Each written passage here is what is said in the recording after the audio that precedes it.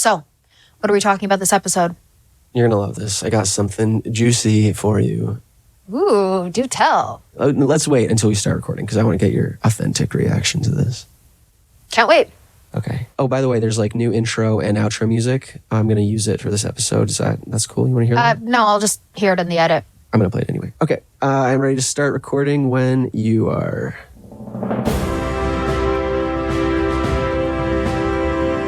Hold your ears, folks.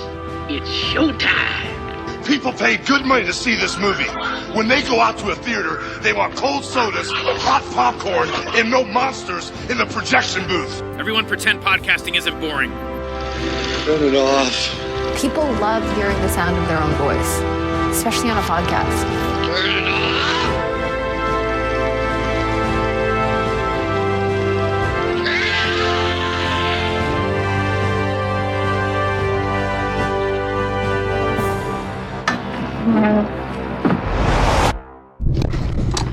Welcome to the Undertone podcast, where we talk about all things creepy.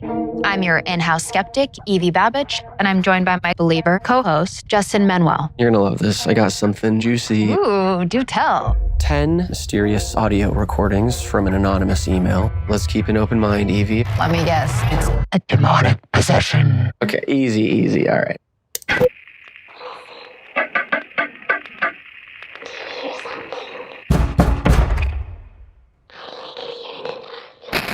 We've heard weird stuff before, but this feels different. You believe that? I'd like to speak with Mary.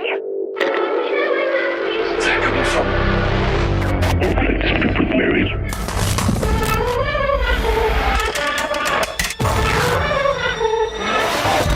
Is everyone asleep? What if it's a warning? There's only one way to find out. We should stop listening. It's too late. I'm praying for you.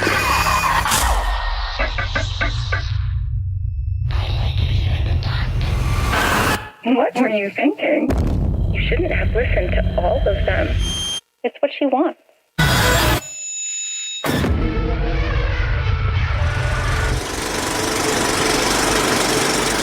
Hey folks, welcome to a special episode of The Projection Booth. I'm your host, Mike White. On this episode, I am talking with Sonny Atkins. He is the editor of the new film Undertone. Yes, it is about a paranormal podcast, and we watch as there are some audio files that get sent to the podcasters and what is on them. It's kind of like Ring, but with audio. Hits a little close to home, if you know what I mean. Seeing these podcasters record, but at least they get good audience feedback. They actually have live calls that come in at 3 a.m. wherever they're recording. I think one person's in England, the other one maybe Toronto. That would kind of make sense because this is a Canadian film. I had a great time talking with Sonny. I hope you have a great time listening to it. Enjoy the episode. Tell me a little bit more about you and how you got interested in show business. Yeah, we're going back a while. I made my first short when I was 19, and it was terrible, as most people's first films are. I was at McGill University in Montreal studying to be a psychologist and realized very quickly that that wasn't what I wanted to do. And I was in a band and I was doing stand-up and I was doing everything to not go to school. And I took some time off and came home and I wrote a script. I had written some stuff before. And I had a friend with a camera, and we tried to make it. And that was the start. And I joke, it's off color, but it's like heroin. It sinks its teeth into you, and it's, oh my God, you're chasing that high for the rest of your life. But yeah, and then I transferred. I went to film school in Toronto. I went to, it's TMU now, but it was Ryerson when I was there. Yeah, and the rest is history. I came into editing backwards. Like, I do have more credits as a writer and a director and producing stuff, but after COVID, I moved back to Toronto from Vancouver. Unsuccessful try to move to the West Coast. But yeah, a friend of mine recommended me to work at a post house as an assistant, and I ended up apprenticing at a place called Rooster Post Production in Toronto for a couple of years and learned everything I know there, and then got really lucky with Undertone. Tell me how you got involved with Undertone. Did you know the filmmaker before you got into this? I had never met Ian. Ian was introduced to me by Dan Slater, who's one of the producers on the film. And I've been working with Dan for over 10 years. When I was in school, we did a very low budget feature together in Toronto, and we've been great friends for a decade. I just left my old gig and I was freelancing and doing some commercial stuff. And he picked me up one day in his car and said, "Hey, do you want to edit this movie?" And he gave me a shot, as he's done several times before in our careers. But no, Ian was introduced to me through him and a couple other people on the crew as well, like Graham Beasley, our DP, and Mercedes, who's our production designer. I've worked with them in different capacities, but Ian was new. And where was the project at when you got on board? Had it even started shooting yet? No, the script was done. Ian had finished. They were getting ready to go into production, and I think they had all the money lined up and everything already. And maybe 2 months, 3 months before they started, I was told about it.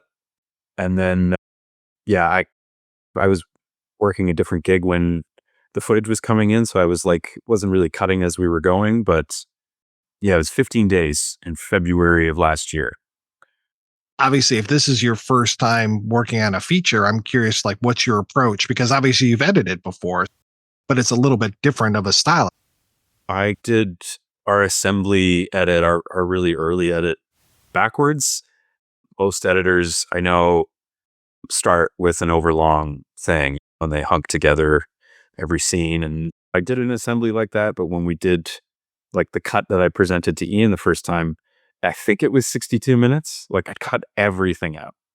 And I'm so used to doing that in the commercial worlds, which is you've got 30 seconds or 15 seconds to tell a story. Your instincts get developed towards that sort of erring on the side of, okay, hack that out.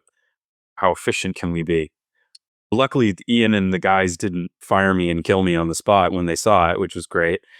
And it was a really cool exercise. And we discovered that we did really have a skeleton that really worked.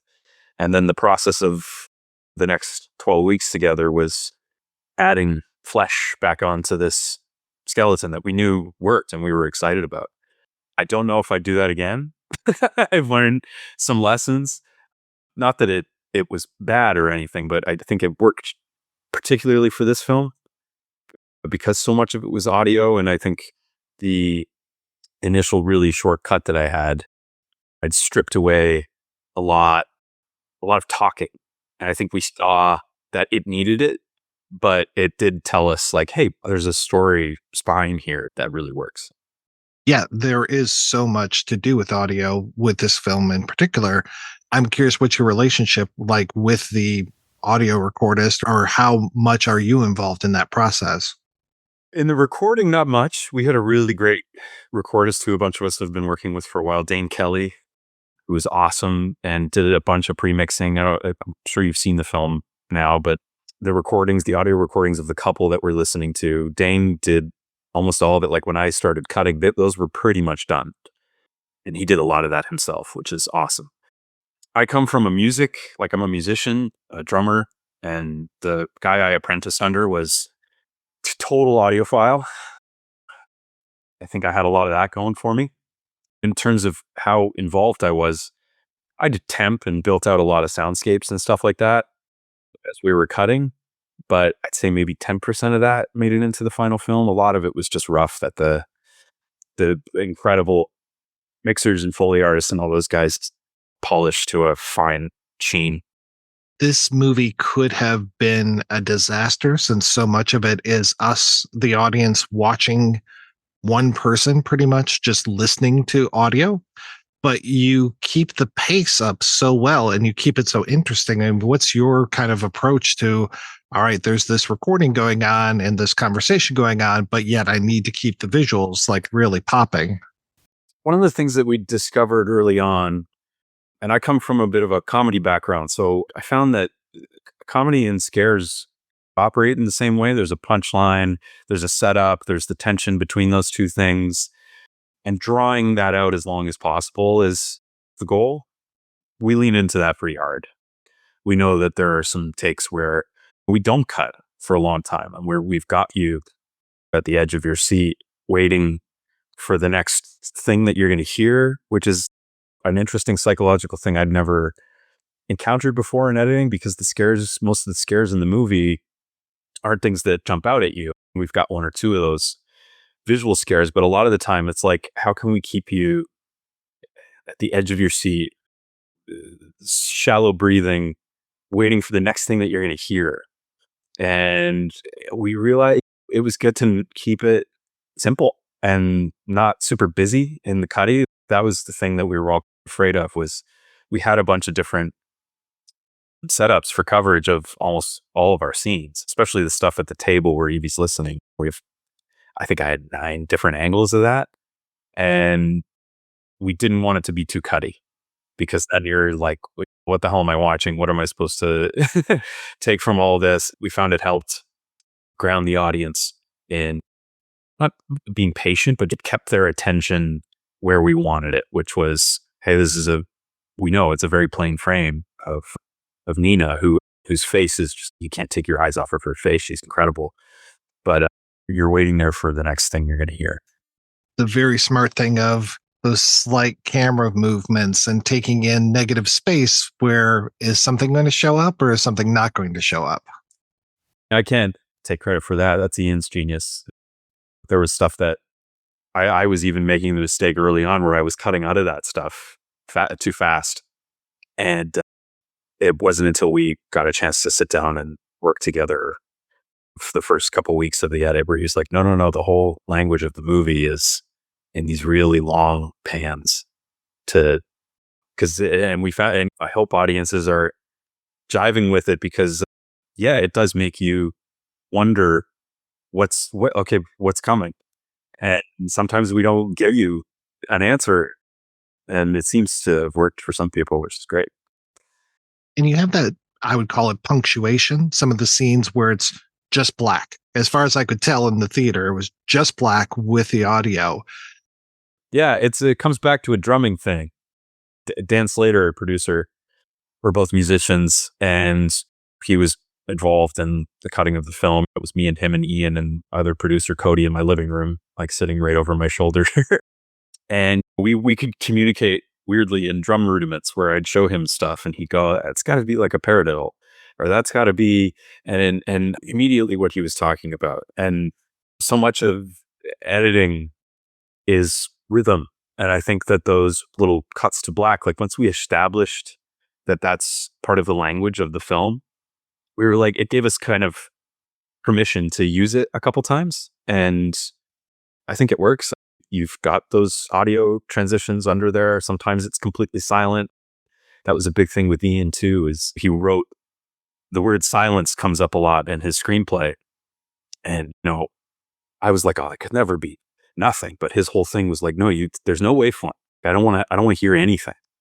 And that was cool. Like learning that and unlocking that piece of the film's voice. What are you actually cutting on? I cut this in Premiere. It's industry standard in the commercial world, at least where I learned. And I'm fast with it. And it's just, ask any editor, whatever tool they use most efficiently and easily is the one they're keen on using. And what are the challenges of going from more short form with commercials into a full feature film?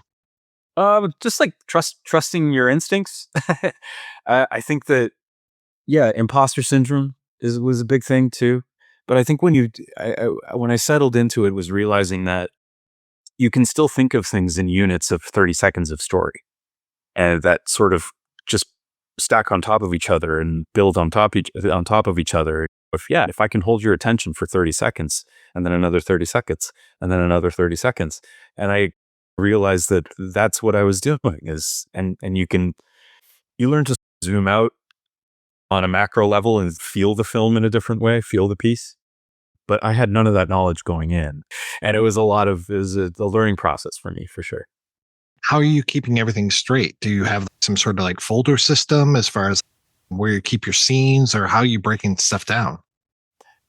Premiere has this really amazing tool called Productions, and it's a way to keep it essentially breaks up your project file into dozens, as many project files as you want. So it's not all of the media and all of the metadata isn't living in one giant bloated feature film sized project that you're inevitably going to get that little rainbow ring of death while you're chugging along and trying to export something, whatever. It splits it all up. So I did that. Every day of dailies was its own project. Every select sequence, I kept it all as separate as possible. And it's great because it references the other things without having to open all of them. At the very end, when we're handing everything over to be finished, I'm still working on this really lean project. I know you said that you're editing this with Ian and Dan, and I'm curious as far as when do you get more eyes on it? When do you get more feedback on things? Because I imagine living with a project and being that intimate with it, you get a little crazy. Yeah, you go a little nuts and you don't know if the things that you're concocting in the room are working, because it might work for the four of you, but that doesn't always translate. We did a couple test screenings, I want to say last spring, before we premiered at Fantasia. We did the filmmaker screening where we invited a bunch of our industry friends to come and have a look at it and get some notes from them. And then we did another where we invited a bunch of friends and family, lay people who don't know how the sausage is made, and to give us some notes as well. And those were hugely helpful. We unlocked so much of the movie from some of that feedback. And they're taking diligent notes and measuring the room and where the tensions are and all that. Yeah, exactly. We had these little questionnaires. Was there anything that you don't understand? Were there moments that you were genuinely scared? Were there moments where it was clear we were trying to be scary and we weren't? And we were asking, I think, a lot of the right questions. We just wanted to make the best film we could with what we had. There were big chunks of the film that were added because of some of those notes. Like, we got a note about sort of strengthening the character between Evie, our lead, and her comatose mother, which is difficult because they don't speak to each other and can't speak to each other. And I recalled this thing that my mother had. My mom lost her mom many, many years ago to cancer, and had saved a voicemail from her deceased mom for 15 years, and would listen to it. And when she was down or when she wanted to feel connected to her, and it was the last recording she had of her voice. And I mentioned that to Ian and Dan and Cody, and they were like, "Oh, we can do that. We can use audio. We can just have this woman record." And we used my mom. I called my mom and I got her on. I recorded her and used her as temp for a little bit. And you've seen the film. It's a big part of the film story. So that, when it plays into the whole audio angle too. Exactly. Yeah. And how audio works as a tool for memory and a tool for seeing outside of yourself, that kind of thing. It feels a lot like this movie was such a series of challenges. It's basically one location, but many locations inside the one location. So much of this is one actress, two actresses really, but so much is just the one actress. And then, yeah, even when it comes to what is she hearing? And I love the effect of putting on the headphones and blocking out all the other sound when the clock disappears. Yeah, is she hearing that? Is it on the tape or is it outside of the headphones? Living with headphones on all the time, as I'm sure you probably do too. Did I really hear that, or was that on the recording? It was challenging, but Nina is fantastic, and I think carries the film on her shoulders, and we all love her and can't wait for the world to learn who she is. And the crew are amazing. And it's all, again, people we've been working with and had relationships with for a long time. We've all been making these lean films and scrappy films for a long time. We've gotten, I think, pretty good at it. And the set was this totally buoyant, joyous place. And we were convinced it was haunted, but by a very benevolent ghost. When was the first time you got to see this with an audience? Was that Fantasia? It was Fantasia. Yeah, which was awesome. Incredible experience. They were so kind to us, and Fantasia is an awesome festival. And it felt really good to finally to be in the room and know that the scares work. And then A24 came on board and we got a chance to go back into the edit and make a couple changes. And we premiered again in Sundance, and seeing it again in Sundance with a midnight crowd was really, really special. And then I feel like I've seen it a few different times. And now I joke with the guys that like, I don't ever want to see it again. I've seen it 500 times. And then seeing it at the Canadian premiere a couple weeks ago with the Dolby Atmos mix for the first time. I had never experienced the Atmos mix. And that was really special to see just the level of care and love and expertise that the guys who mixed that film brought to the table. It's unbelievable.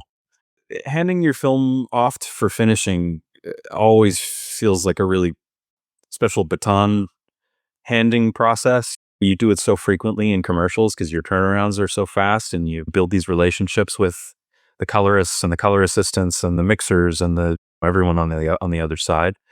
And I took a lot of pride in giving them what I thought was a good sort of rough draft of, hey, this is what we're imagining with the sound. And then they perfected it. Were you able to put the day job aside while you're editing this, or are you doing two jobs at the same time?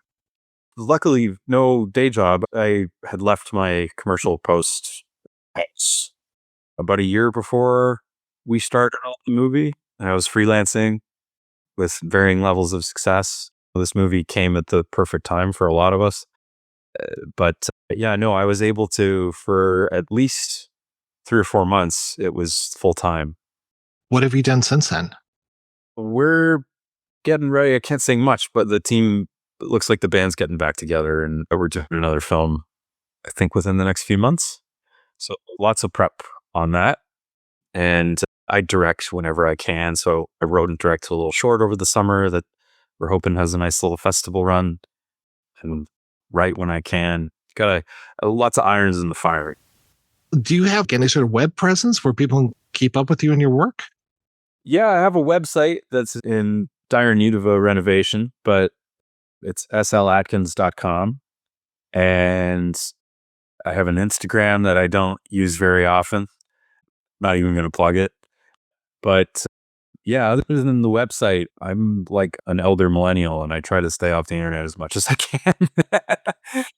Yeah. Sonny, thank you so much for your time. This has been great. Oh, thank you, man. I really appreciate it. Thanks for watching the film.